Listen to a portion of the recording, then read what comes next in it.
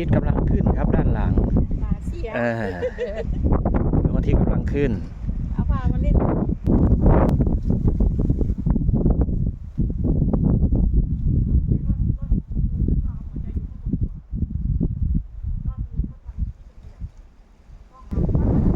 รรยากาศยามเช้าครับสวยมาก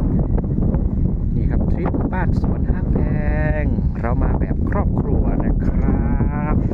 วันนี้คุณแม่ๆนะครับแม่ๆต้องบอกว่านางแบบรุ่น